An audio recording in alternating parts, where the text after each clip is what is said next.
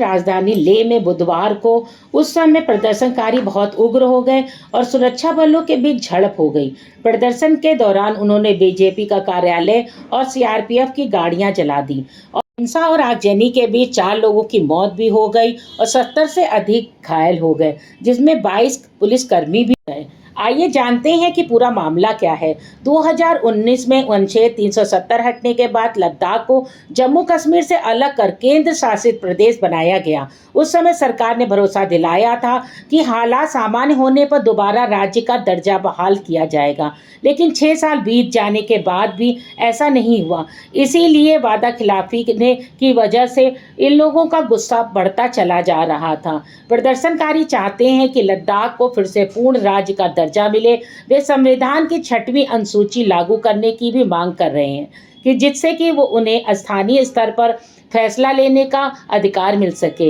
इसके अलावा कारगिल और लेह को अलग अलग लोकसभा सीट बनाने और पहले की तरह विधानसभा सीटें बहाल करने की भी मांग कर रहे हैं। संविधान की 6वीं अनुसूची जनजातीय इलाकों को विशेष अधिकार देती है। इसके तहत स्वायत्त जिला परिषद बनाई जा सकती है, जिसे जमीन, जंगल, पानी, खेती, खनन, सामाजिक मामलों में कानून बनाने का हक मिल जाता है।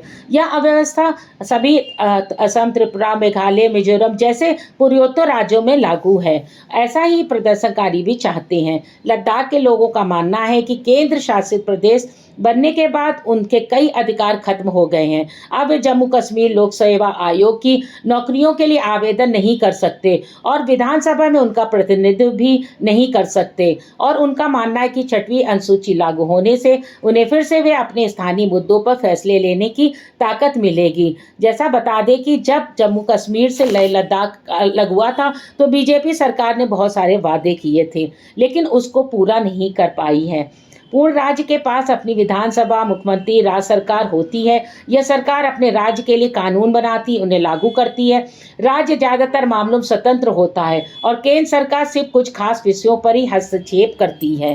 लद्दाख में यह आंदोलन करीब 1.5 साल से चल रहा है। पर्यावरण कार्यकर्ता सोनम वांगचुक इसके नेतृत्व करते हैं। 2024 में इन्होंने 21 दिन का अनशन किया था। उसके बाद सरकार ने बातचीत का आश्वासन दिया था, लेकिन 2025 में वो 20 दिन से अनशन कर रहे थे। उनकी तबीयत भी खराब हो रही थी। हिंसा के बाद उन्होंने अपनी भूख हड़ताल को समाप्त कर दिया और सोनम वांगचुक ने इस हिंसा के लिए खेद प्रकट किया। भाजपा ने बुधवार को लद्दाख के लेह में जेएनजी के विरोध प्रदर्शन में हिंसा के लिए विपक्ष को जिम्मेदार ठहराया।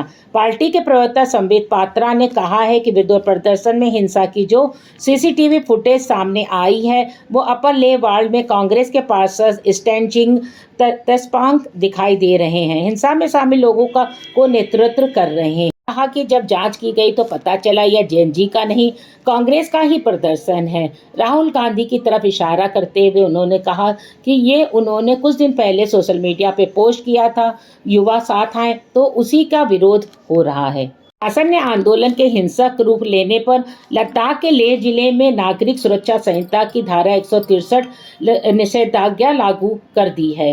इसके तहत 5 से अधिक लोग एक जगह जमा नहीं हो सकते हैं।